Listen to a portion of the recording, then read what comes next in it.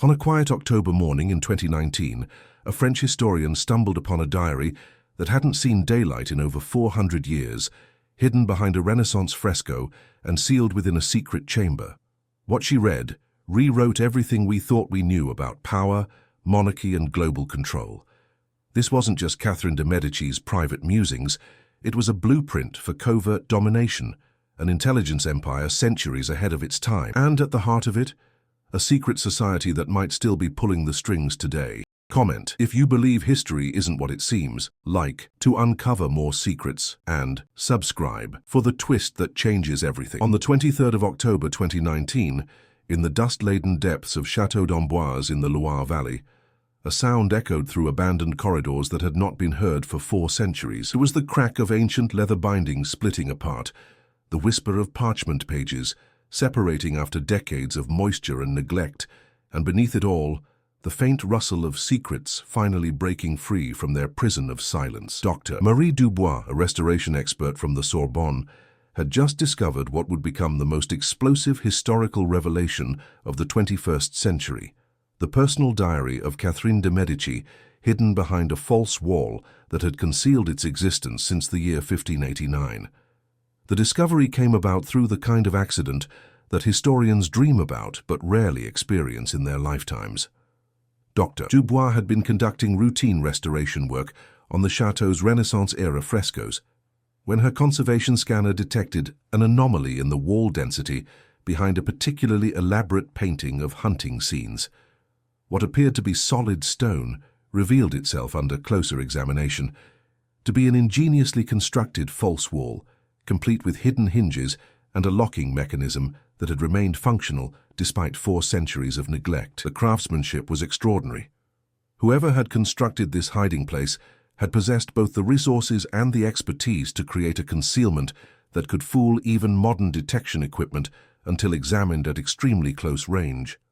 The diary lay in her trembling hands like a serpent of forbidden knowledge, its pages yellowed with age, but miraculously preserved by the unique atmospheric conditions of the castle's hidden chamber. The secret room itself was a marvel of Renaissance engineering, designed with ventilation systems that maintained optimal humidity and temperature levels for document preservation. Stone channels carved into the walls allowed air to circulate without creating drafts that might damage delicate parchment, while the chamber's position within the chateau's structure protected it from both moisture infiltration and temperature fluctuations that had destroyed countless other historical documents over the centuries. As the first words became visible under the careful beam of her conservation lamp, Dr. Dubois felt her breath catch in her throat, for she was reading the private thoughts of one of history's most enigmatic and feared queens, thoughts that had been meant to die with her 400 years ago. The handwriting was unmistakably Catherine's. Scholars had long been familiar with her distinctive script from official letters and documents, but the tone and content of these private writings bore no resemblance to the carefully diplomatic language of her public correspondence. Here was a woman writing for her own eyes only, recording thoughts and observations that she would never have dared commit to any document that might fall into enemy hands during her lifetime. Catherine de Medici had ruled France from the shadows for 3 decades, wielding power through her sons while rumors swirled around her like poisonous smoke. History had painted her as a ruthless political manipulator, a practitioner of dark arts, a woman who would stop at nothing to preserve her family's grip on the French throne. But what Dr. Dubois discovered in those crumbling pages was something far more complex and infinitely more dangerous than any historian had ever imagined. The Catherine revealed in these private writings was not the superstitious, emotionally driven woman portrayed in traditional histories, but a calculating political genius whose understanding of power dynamics and information warfare was centuries ahead of its time. The diary began innocuously enough, with entries from Catherine's early days as a 14-year-old bride arriving at the French court in 1533. Her handwriting was careful and precise, the words of a young woman trying to navigate the treacherous waters of Renaissance politics while concealing her own intelligence behind a mask of feminine submission. These early entries revealed a teenager who was already demonstrating an extraordinary ability to read people and situations, documenting the various court factions with an analytical precision that would have impressed modern intelligence analysts. She wrote about identifying potential allies and enemies among the French nobility, noting their personal weaknesses, financial pressures, and family loyalties with the methodical thoroughness of someone compiling dossiers for future use. But as the pages progressed, as the years accumulated like layers of sediment in an archaeological dig, the true Catherine began to emerge from behind the carefully constructed facade she had presented to the world. The naive young bride evolved into a sophisticated political operator who understood that information was the ultimate currency of power. Her entries from the 1540s revealed an increasingly complex understanding of European politics, with detailed analyses of diplomatic negotiations, military campaigns, and economic trends that demonstrated knowledge far beyond what any court lady was supposed to possess. The first shocking revelation came in an entry dated March 15, 1547, just weeks after her husband Henry II had ascended to the throne. In handwriting that seemed to shake with suppressed fury, Catherine wrote of discovering Henry's affair with Diane de Poitiers. But her rage was not directed at her husband's infidelity. Instead, she revealed that Diane was her own half-sister, born from a secret relationship between Catherine's father and a French noblewoman, making Henry's passionate love affair an act of unwitting incest that could have destroyed both families if the truth had ever been revealed. Catherine's description of this discovery demonstrated her immediate understanding of its political implications. Rather than confronting Henry with the truth, she had chosen to use the knowledge as leverage, allowing the affair to continue while ensuring her own position remained secure. But this was merely the beginning of the secrets that would pour from those pages like blood from a mortal wound. As Dr. Dubois continued her painstaking translation, working by candlelight in the very chamber where the diary had been hidden, she uncovered evidence of a conspiracy so vast and so carefully orchestrated that it had shaped the course of European history for generations. Catherine had not been merely reacting to events around her.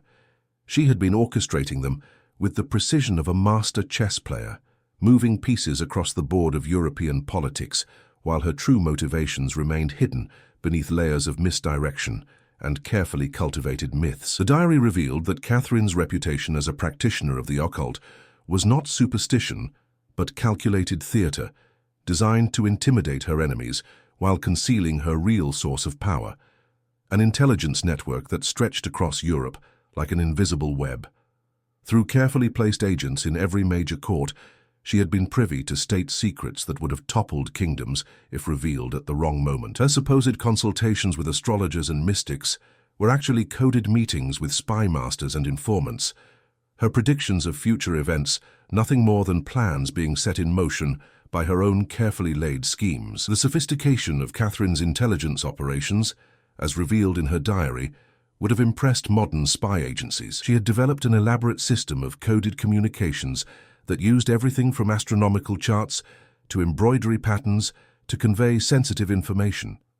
Her agents included merchants who could travel freely across national boundaries, priests who had access to confessional secrets, and servants who were invisible to the nobility they served. The network was compartmentalized in ways that ensured no single agent could compromise the entire operation, and Catherine maintained multiple parallel systems so that the loss of one network would not leave her blind to developing threats.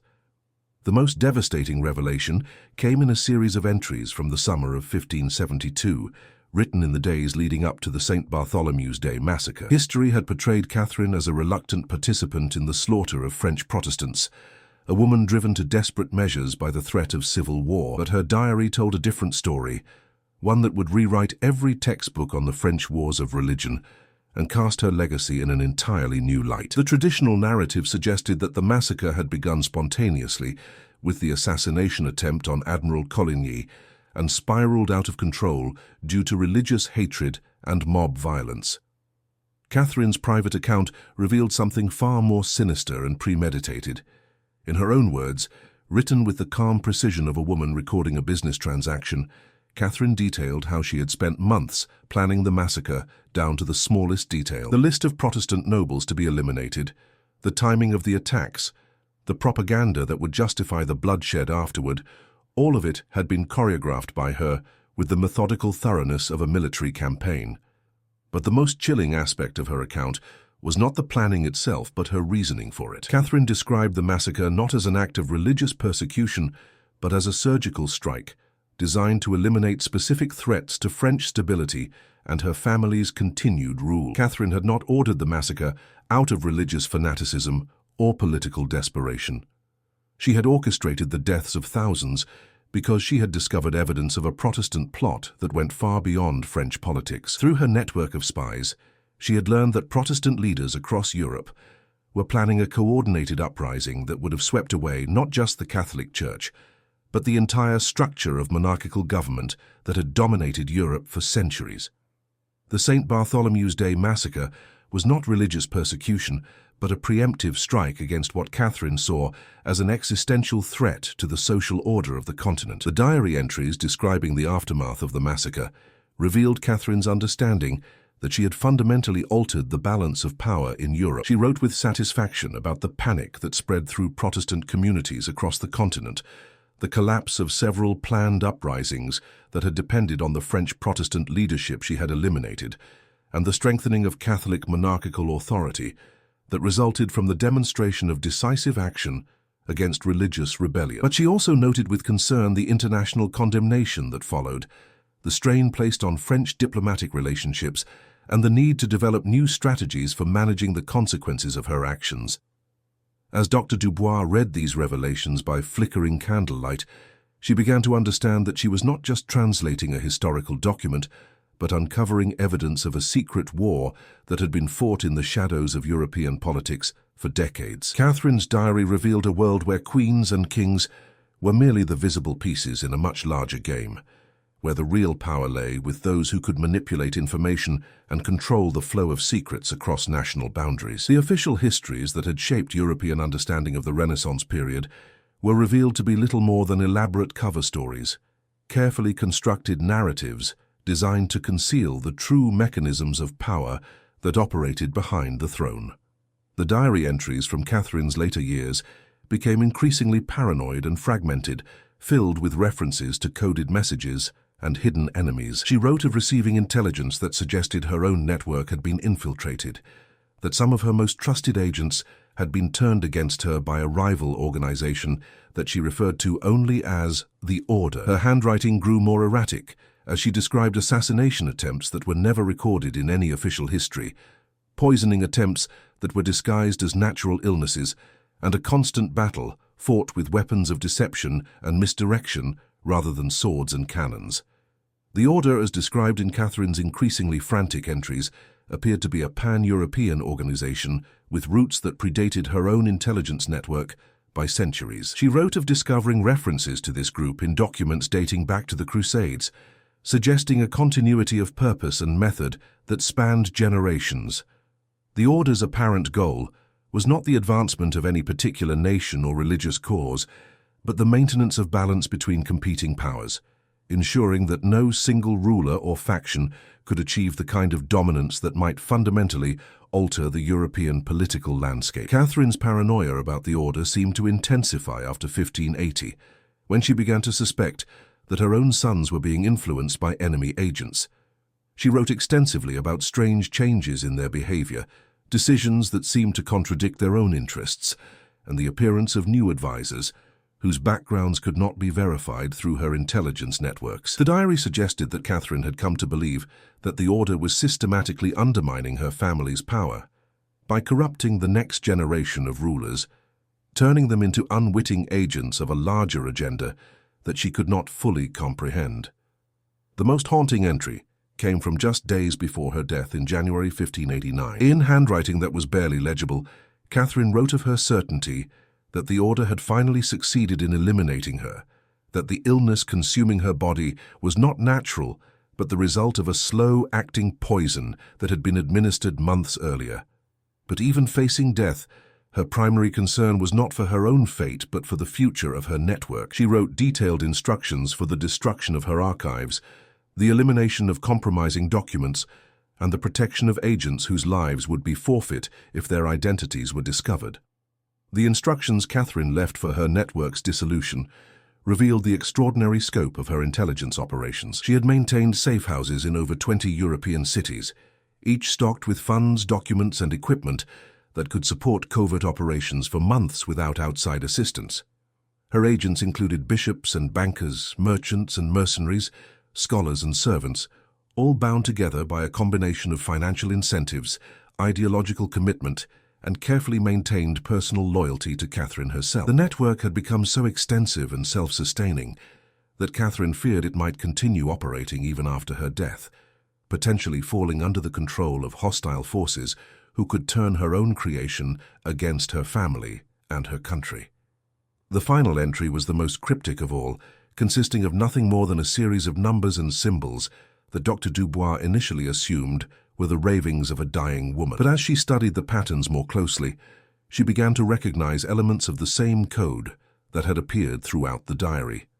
Catherine's last words were not a confession or a plea for forgiveness, but a final encrypted message intended for whoever might eventually discover her hidden journal. The message suggested that Catherine had anticipated the eventual discovery of her diary and had used her final entry to provide crucial information to future generations who might need to understand the true nature of European politics.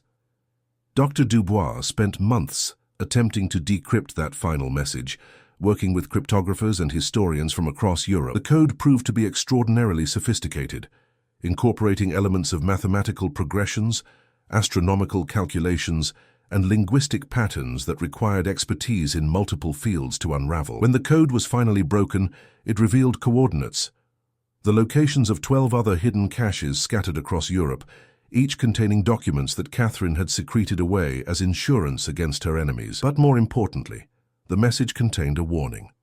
The order that had pursued Catherine throughout her later years was not a relic of Renaissance politics, but an organization that had survived and evolved, adapting to each new century while maintaining its fundamental goal of controlling European affairs from behind the scenes. The implications of Catherine's revelations sent shockwaves through the academic community and beyond. If her accounts were accurate, then centuries of accepted historical narrative would need to be rewritten. The wars of religion, the rise and fall of various dynasties, the shifting alliances that had shaped European politics, all of it might have been influenced by shadowy organizations whose existence had never been officially acknowledged. Traditional explanations for major historical events began to seem inadequate when viewed through the lens of Catherine's revelations about the hidden forces operating behind official politics. But Dr. Dubois' discovery also raised disturbing questions about the present day. If Catherine's intelligence network had been real, if the order she described had truly survived across the centuries, then what role might such organizations be playing in contemporary politics? The diary's references to coded communications, infiltrated governments, and long-term strategic planning seemed remarkably similar to modern intelligence operations, suggesting a continuity of methods and perhaps even personnel across the centuries. The techniques Catherine described for manipulating public opinion, controlling information flow, and influencing political decisions bore uncomfortable similarities to contemporary concerns about media manipulation and covert political influence. As news of the discovery began to leak beyond academic circles, Dr. Dubois found herself at the center of a controversy that extended far beyond historical scholarship. Government officials from several European nations demanded access to the diary, claiming national security interests. Religious leaders called for the documents to be suppressed, arguing that Catherine's revelations would destabilize interfaith relations that had taken centuries to build. Even more disturbing were the anonymous threats that began arriving at Dr. Dubois' office, messages that seemed to suggest that someone very much wanted Catherine's secrets to remain buried. The pressure intensified when the first of Catherine's hidden caches was discovered in a sealed chamber beneath the château de Fontainebleau. The documents found there corroborated many of the diary's most explosive claims, while revealing even more disturbing details about the extent of Renaissance-era intelligence operations. Letters written in invisible ink, detailed maps of European noble families with their weaknesses and leverage points clearly marked, and financial records showing vast sums of money changing hands across national boundaries. All of it painted a picture of a continent controlled by invisible puppet masters, whose influence extended into every aspect of political life. The Fontainebleau cache also contained what appeared to be operational manuals for various types of covert activities, from the recruitment and handling of agents to methods for eliminating threats without detection. The sophistication of these documents suggested that Catherine's organization had developed systematic approaches to intelligence work that were centuries ahead of their time. Techniques for breaking codes, conducting surveillance, and manipulating political processes were described with a level of detail that would have been impressive in a modern intelligence manual, let alone a Renaissance-era document. But the most shocking discovery came when scholars began to trace the financial networks described in Catherine's documents forward through time. The same banking houses, trading companies, and merchant families that had funded her intelligence operations appeared again and again throughout European history, often at crucial moments when the balance of power shifted dramatically. Wars that had seemed to erupt spontaneously could be traced back to economic pressures applied by these same entities. Political marriages that had appeared to be matters of love or diplomatic convenience revealed themselves as carefully orchestrated alliances designed to consolidate power in specific hands.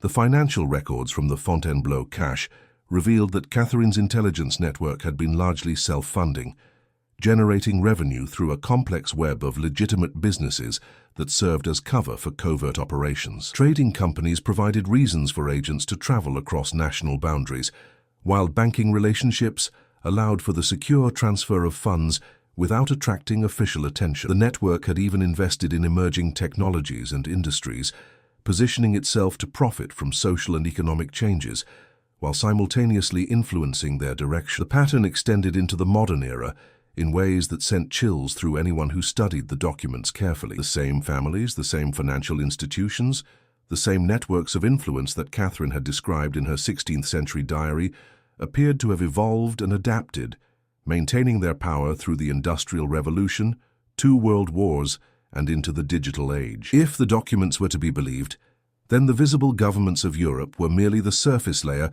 of a much deeper and more complex power structure that had been operating continuously for over 4 centuries.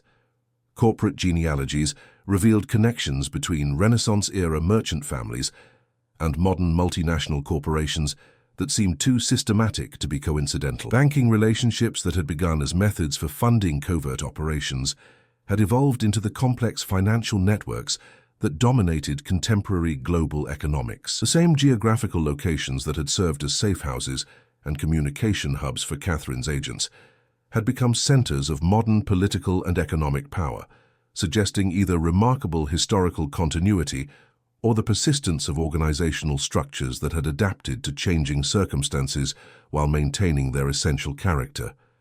Dr. Dubois found herself increasingly isolated as the implications of her discovery became clear. Colleagues who had initially celebrated the historical significance of the find began to distance themselves as the political ramifications became apparent.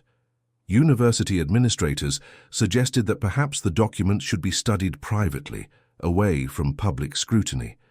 Government officials made it clear that certain aspects of the discovery would be classified indefinitely, regardless of their historical value.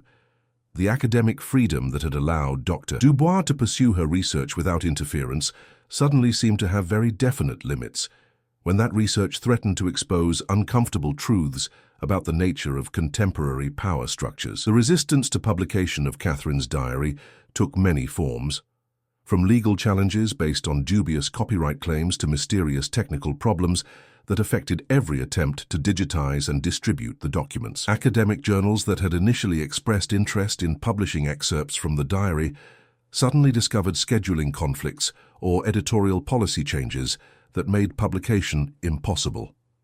Conference organizers who had invited Dr. Dubois to present her findings experienced last-minute venue problems or funding shortfalls that forced cancellations.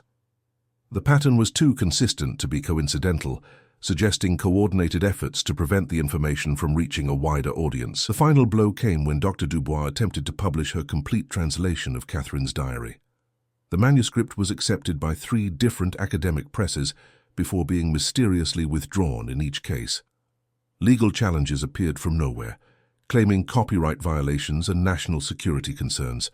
Anonymous hackers corrupted her digital files, while a break-in at her apartment resulted in the theft of her backup documents and research notes. The message was clear. Certain knowledge was not meant for public consumption, regardless of its historical significance or academic value. But Catherine de Medici had taught her readers well, and Dr. Dubois had learned from the master of Renaissance intrigue.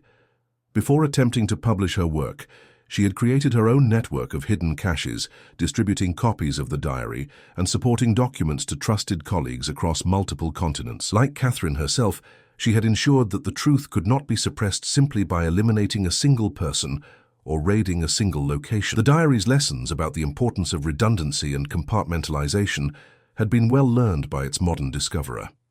The distribution network that Dr. Dubois created reflected both the challenges and opportunities of the digital age. While electronic surveillance and data mining made it more difficult to maintain operational security than in Catherine's time, global communications and data storage technologies also made it possible to disseminate information on a scale that the Renaissance Queen could never have imagined. Copies of the diary were encrypted and distributed through multiple channels, from academic networks to popular file-sharing platforms, ensuring that attempts to suppress the information would only draw more attention to its existence. The diary of Catherine de Medici remains one of the most closely guarded secrets in modern academia, officially classified and unavailable to public scrutiny. But copies continue to circulate in underground academic networks, translated into dozens of languages, and studied by researchers who understand that they are looking at more than just a historical curiosity. They are reading the operational manual of a shadow system of governance that may still be operating today, still pulling strings from behind the curtain of official politics, still shaping the destiny of nations through methods that would have been familiar to the Medici Queen 4 centuries ago. The diary's final lesson may be the most important of all. In a world where information is power, the most dangerous secrets are often those that reveal how little power the official authorities actually possess. Catherine de Medici understood this truth in the 16th century, and her hidden diary serves as a warning that the same forces that shaped her world may still be shaping ours, invisible to those who believe that democracy and transparency have replaced the shadow networks of the Renaissance. The methods may have evolved with technology and social change, but the fundamental dynamics of hidden power and covert influence appear to remain remarkably consistent across the centuries. Somewhere in the depths of European archives, more diaries wait to be discovered, more secrets ready to be revealed.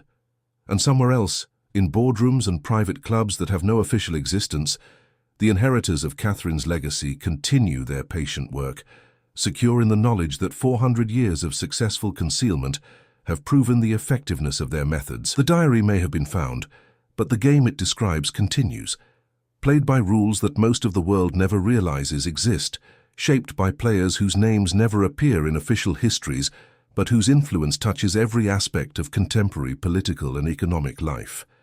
Catherine de Medici wasn't just a queen, she was the architect of a hidden world order, one that may still be shaping our lives from the shadows. Her diary reveals a chilling continuity of control that stretches from Renaissance France to the modern global stage.